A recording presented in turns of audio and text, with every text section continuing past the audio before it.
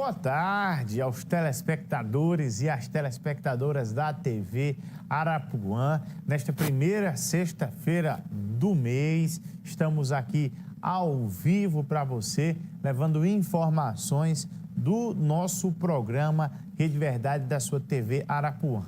Já começo com a informação para você que está querendo comprar um veículo com um preço acessível.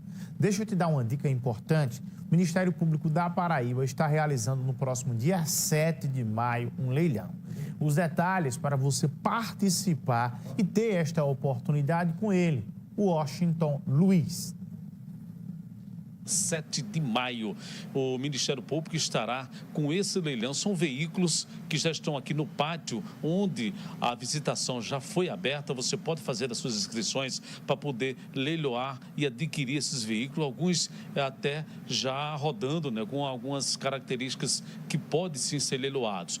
Por isso, nós convidamos o promotor de justiça e secretário-geral do Ministério Público, o doutor Rodrigo Marques. Doutor, muito obrigado por atender a nossa equipe. O Ministério Público da Paraíba, ele realizará o desfazimento de alguns bens móveis, veículos, motos e carros, através de um leilão que ocorrerá no próximo dia 7 de maio, na sede da Procuradoria-Geral de Justiça, que fica aqui na Avenida Dom Pedro II, no centro da capital. E nesse leilão serão avaliados pelos nossos arrematantes 29 lotes com 17 motocicletas e 12 carros. São veículos que estavam em uso no Ministério Público, foram recolhidos diante da política estratégica do Ministério Público de renovação de sua frota, e será uma oportunidade ímpar para aqueles que desejarem adquirir um veículo. De fato, os veículos estão aqui na sede da Promotoria de Justiça em Mangabeira, à disposição para o devido exame por aqueles que desejam participar do leilão, no horário de 8 às 12 horas até nesses próximos dias. Então, eu convido as pessoas para comparecerem aqui e fazerem a visita técnica dos automóveis para fazer a avaliação de suas condições, e no dia 7 que compareçam à nossa sede para fazer a oferta dos seus respectivos lances. Doutor Rodrigo, precisa ser feito algum cadastro de forma antecipada ou no dia já pode arrematar e fazer o cadastro? Washington, no momento do leilão, as pessoas podem comparecer lá e serão habilitadas para fazer os respectivos lances. E quem pode participar do leilão?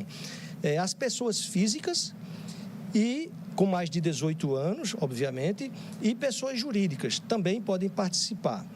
No momento do leilão, as pessoas devem apresentar, as pessoas físicas, o seu documento de identificação, o CPF, também devem apresentar uma declaração de que não tem nenhum parentesco com qualquer membro do Ministério Público ou servidor até o 3º grau. E também não tem nenhuma restrição de contratar com o serviço público. No caso das pessoas jurídicas, há apenas uma exceção no caso de um único veículo que é considerado sucata, porque para ofertar esse lance tem que ser uma pessoa jurídica que esteja devidamente cadastrado no DETRAN e que possa realizar eventualmente o desmanche de carro. É a única situação excepcional. Doutor, muito obrigado, viu? É sempre uma honra, e convidamos que vocês venham e participem desse leilão, que é um momento ímpar para você adquirir um veículo de procedência da frota do Ministério Público da Paraíba.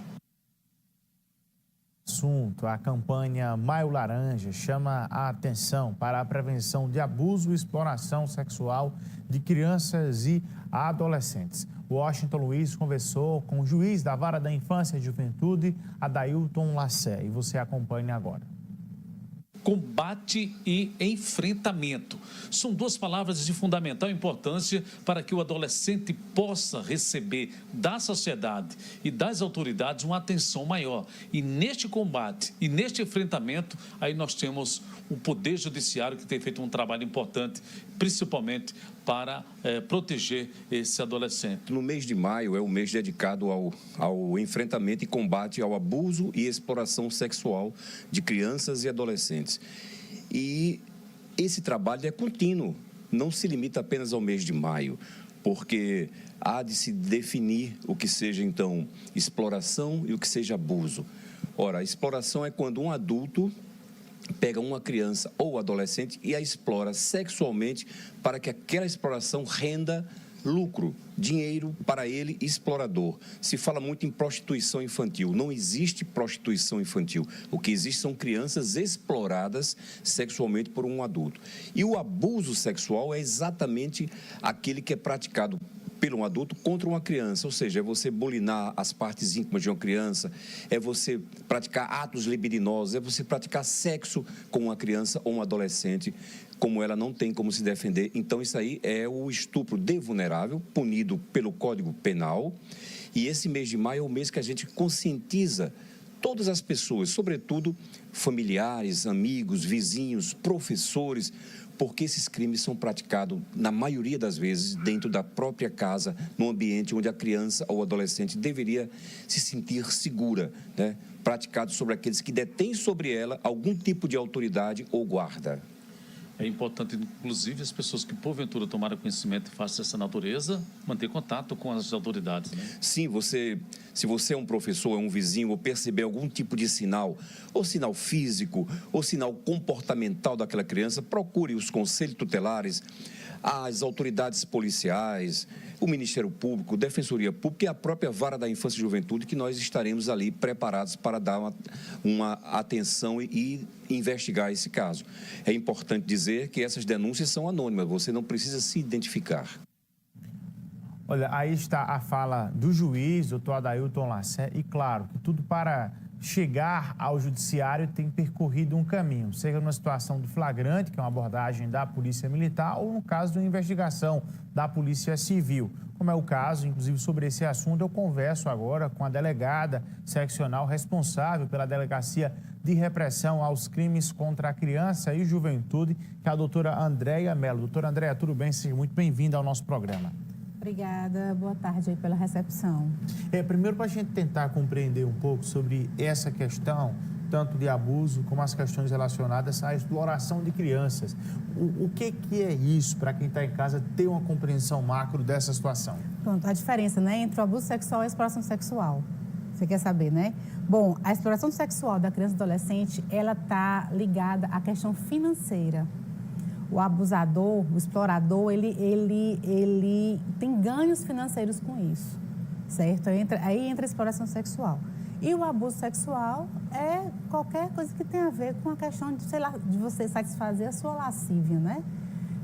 O que você fizer em relação qualquer tipo de abuso que seja estupro de vulnerável, importunação sexual ou qualquer outro crime que tenha conotação sexual.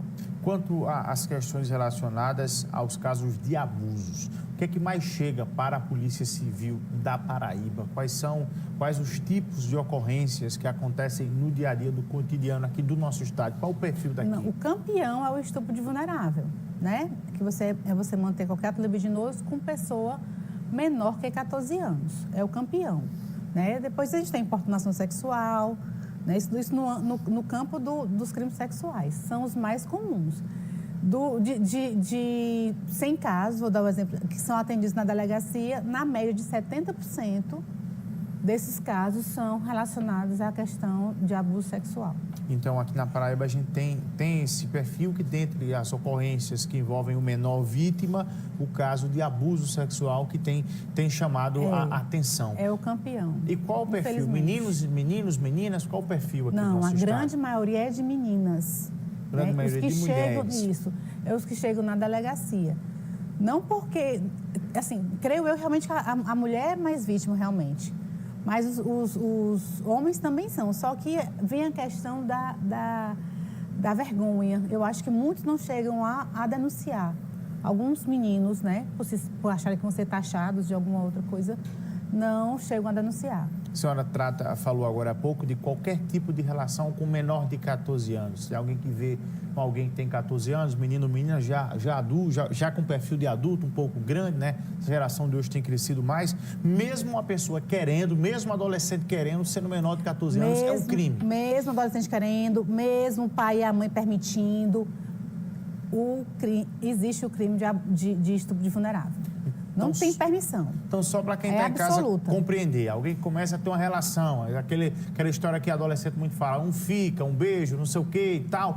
Isso dali, menor de... Não, mas o pai sabe, a mãe sabe. Menor de 14 anos é um crime. Que tipo de crime é esse? É estupro de vulnerável, o artigo 217-A. E qual é a pena para quem comete esse crime? Agora você me pegou, mas se eu não me engano, acho que é de 7 a 14, 7 a 20. É uma pena alta. É uma pena... decorada a pena agora não, você me pegou.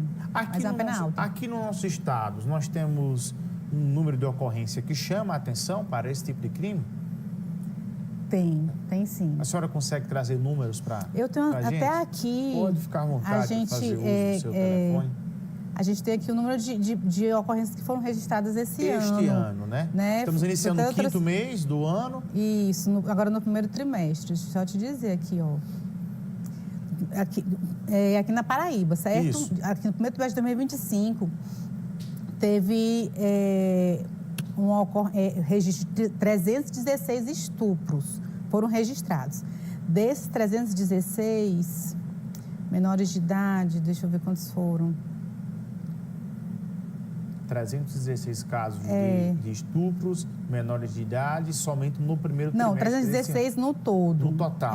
Desses casos, parece que não me engano, um pouco mais de 200 são de menores de idade. Tem algum tipo de ocorrência, doutora, que acontece, que chega lá e o menor diz, não, mas eu quero ter uma relação com ele, eu quero ter uma relação com ela. Acontece esse tipo de coisa na delegacia, às vezes? Muito, muito. Mais comum do que se imagina. Vou te dizer, às vezes a pessoa, ela tem um relacionamento com aquela pessoa, ela vive com aquela pessoa. E quando é que a delegacia, quando é que chega esse caso à polícia? Quando ela vai ter neném. Chega no hospital, porque o hospital tem a obrigação, né? De comunicar. E ver essa menina com 14 anos ou 15 anos, que na época não tinha menos de 14, está grávida, aí é comunicado. Então, existem muitos inquéritos policiais instaurados nesse tipo de situação. Então, mesmo com adolescência, não, mas eu quero, o crime existiu, o crime está materializado. O crime existiu. Como é que a senhora tem traçado o perfil das pessoas que cometem esses crimes? Geralmente, quem é que comete esse crime contra crianças e adolescentes, que é um crime que até sai pouco na mídia, na imprensa, por ser um caso muito melindroso de ser tratado? Não, o perfil, na relação de pessoas que estão na relação próximas, né? 80% dos crimes cometidos contra criança e adolescente, dos abusos sexuais, são de pessoas próximas a ela. Desses 80%, 60% são familiares, né? Então, são pessoas que estão ali, que geralmente têm a confiança da vítima, têm confiança da família. Então, eles se usam, né, dessa confiança para poder cometer o crime. Os casos em que a senhora investiga, junto com os seus demais colegas, dão uma certa experiência de traçar a mudança de comportamento das crianças que são vítimas. Então, qual alerta que a senhora dá agora para os pais que estão nos acompanhando de uma criança que possivelmente pode estar sendo abusada ou violentada? A criança, quando ela é vítima, né, de abuso sexual, ela realmente demonstra, quando não deixa vestígios, né? Às vezes não deixa vestígios, porque eles são tóxicos, não deixa vestígios.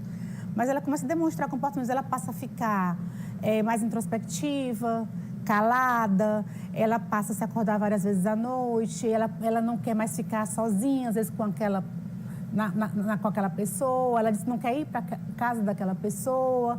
Ela teve uma situação uma vez um exemplo, a menina ela vestia várias roupas, várias calças compridas, quando ia para a casa do avô, porque era o avô que abusava, né? E aí a família começou a perceber que ela colocava um monte de roupa, já assim, ela colocava um monte de roupa para poder, assim, impedir ele de abusar. Na cabeça dela era uma proteção. Tem criança que não faz xixi, não passa a fazer xixi à noite, né? Então, assim, são coisas que a gente passa a tirar nota baixa na escola, fica agressivo. Então, assim, qualquer mudança de comportamento que você vai vendo, que o seu filho, a sua filha, não era daquele jeito e passam a apresentar, são alertas que devem ser notados e você chamar, e você perceber chegar e conversar com ela, né? Perguntar o que está acontecendo para você estar desse jeito? Por que você não quer ir para casa de fulano? Por que você não gosta de ciclano, né? Então, assim, eu acho que isso é bem importante. O caso por si só já chama a atenção, porque a gente sabe a gravidade disso, da vítima levar para a vida inteira os traumas de um abuso na infância. Mas dentro dessa linha, o que é que a senhora, nessas suas investigações, classifica que foi mais impactante, não para a delegada, mas como uma mulher investigadora, que não sei, que deve ser mãe também, deve ter filhos também. O que é que mais impactou a senhora? Você diz em relação aos casos? Aos casos em que a senhora investigou. Olha, Bruno, os que sempre me chocam, os que me chocam muito, muito mais é quando é o pai que abusa. Eu já tive várias e várias situações, não foi só uma. Então, isso me impacta muito, porque aquela pessoa que teve o dever de zelar, de cuidar, né, de proteger, e eu acho que esse aqui, eu acho que é campeão, sabe? Tem muito caso de pai? Infelizmente, temos muito caso de pai. Talvez eu acho que tenha mais de padrastos, né? Mas o de pai é o que mais machuca, porque ele tinha todo o dever do mundo de cuidar daquela pessoa e ele está sendo a pior pessoa do mundo para ele, né? Há uma situação também que é, às vezes, o receio da criança, o temor, que em tese ele é a pessoa que defende, a pessoa que acolhe, é quem está praticando o crime e gera ali um certo medo em denunciar. Teve um caso de repercussão recente, que foi o caso do Dr. Fernando Cunha Lima, que nós trouxemos aqui esse caso. Esse caso gerou algum tipo de encorajamento para as demais pessoas denunciarem também casos aqui na Paraíba? Esse caso tem alguma questão pedagógica por trás? Bruno, eu acho que todo caso, que é muito importante ter essa questão pedagógica mesmo, porque todo caso que eu estou aqui assistindo e vejo que aquela pessoa teve coragem de denunciar um médico com um nome, né, bem conhecido aqui no estado da Paraíba, uma pessoa com 40 anos um pouco mais da medicina. E essa pessoa ter a coragem e a outra parte, que ele foi realmente punido, que ele foi condenado, eu acho que isso encoraja bastante as pessoas que estão sendo vítimas hoje a denunciar. Então, isso dá um encorajamento. Com certeza. Eu não cito nem só o doutor Fernando, né? Você vê aquele caso daquele médico lá em São Paulo, que também foi condenado, que o Abdel... Isso. Né? Também, porque você vê, quando quando aparece a primeira pessoa que tem coragem de denunciar, aí você vê a quantidade de outros, uma sequência das pessoas, né, denunciando. Você vê também o caso também do médium, João de Deus. Isso. Né? Também, então, assim, são esses tipos de casos emblemáticos que chamam muito a atenção. Eu acho que realmente dá essa coragem da pessoa denunciar. A Polícia Civil da Paraíba é preparada sob todos os sentidos? Tem alguma rede para acolher essas pessoas e dar ali andamento, primeiro de proteção e também de fazer com que a criança solte tudo que tem de soltar para dar um andamento a uma investigação? Sim, a gente ultimamente está fazendo uma capacitação com todos os profissionais, né, no depoimento especial, para saber tratar, saber lidar, saber perguntar para as vítimas de violência, né, menores de 18 anos. Está sendo feita essa capacitação. E como também está equipando todas as seccionais, a Polícia vai equipar com salas de depoimento especial. Então, isso é um trabalho já de fortalecer ainda mais essa política. Exato. Aí pronto. Só que a gente trabalha, a polícia, junto com a rede. A gente trabalha junto com o Conselho Tutelar. Então, assim, quando chega uma vítima, se a vítima chegou na delegacia, foi a primeira porta que ela entrou, foi a delegacia. A gente vai fazer o atendimento dela como tem que ser. E, dependendo da situação, vai ser acionado o Conselho Tutelar para poder dar os encaminhamentos necessários que ela precisa, né? Ir para um psicólogo, fazer esse atendimento do pós. Alguém que está em casa pode ter alguma dúvida agora, quando a senhora falou Conselho Tutelar. O que é papel do Conselho Tutelar ou o papel já direto da polícia?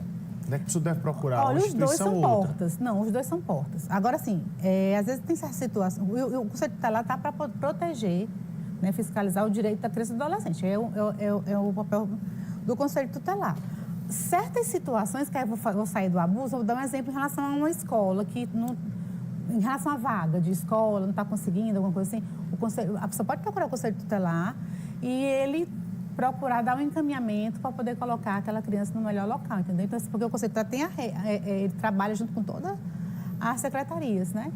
Então, quando não for uma coisa de crime, você pode procurar o Conselho Tutelar. Agora, a delegacia e o Conselho Tutelar, como também outros órgãos também, são portas abertas para poder E os canais de procura para quem está em casa? De ligação direta para a Polícia Civil, de direto na delegacia? Como é que é? Pronto. Alguém que está em casa agora, que está presenciando, que está vendo vizinho, parente, familiar, o que é que faz? Pronto. Quem não se sentir à vontade, né, de ir pessoalmente na delegacia para denunciar, a gente pode ter o canal 197, que é um canal da Polícia Civil, né, que é bem conhecido, que é, se eu quiser denunciar, eu tenho conhecimento de que tem uma pessoa sendo abusada, então eu vou e denuncio, né, de todos os dados e tal, e isso aí vai ser encaminhado diretamente para a delegacia, e a delegacia vai fazer a busca ativa dessa situação.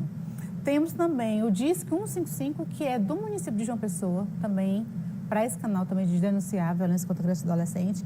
Temos o Disque 100, que é um canal nacional, né, que é do Ministério dos Direitos Humanos. E, num caso de flagrancial que está ocorrendo ali, a gente tem que ligar para a Polícia Militar, 190. Doutora, antes de finalizar, em relação à questão da nossa legislação, existem alguns crimes no nosso Brasil que, infelizmente, a legislação ela deixa a desejar sobre todos os aspectos, e isso é muito unânime em relação tanto a quem investiga, quanto à imprensa, quanto a quem milita nessa área. Em relação à questão de abusos contra crianças e adolescentes, enquanto investigadora, o que é que a senhora fala da legislação brasileira? A pena em si, eu estava falando um pouquinho anteriormente, assim, eu acho que a pena realmente é uma pena até alta, ultimamente veio aumentando, né, a pena, foi em crime hediondo e tudo. Só que às vezes o que é que eu acho que ocorre mais para o lado do processo penal mesmo, né, as facilidades com que tem que aquela pessoa não cumpra a sua pena na integralidade, né, e geralmente o abusador ele vai cometer o crime novamente. Que ele vê essa brecha. Não é nem por isso, é dele, né? Quando às vezes um abusador é descoberto, ele já tem abusado várias pessoas e não foi denunciado. Então só a prisão não resolve para um abusador? Nós vamos da senhora, Não, a prisão é para que ele ficasse preso. Para que ele ficasse o quanto máximo possível. Exato, o máximo. Aproveitando, já que a gente fala sobre essa questão da maneira para ele não praticar mais, quando se há uma discussão sobre castração química para esse tipo de situação, é um debate que merece um pouco mais de atenção e ser levado a sério? Eu acho que merece, sim. Esse debate ser aprofundado. Né? Na visão de investigadores também isso requer não é uma fala do além nem com base em populismo essa fala, né? Doutora Andréa Mello, delegada seccional responsável pela Delegacia de Repressão aos Crimes contra a Infância e Juventude. Obrigado pela participação, um grande abraço, boa sorte na sua caminhada, tá bem? Olha, eu pago um rápido intervalo comercial de 1 minuto e volto já.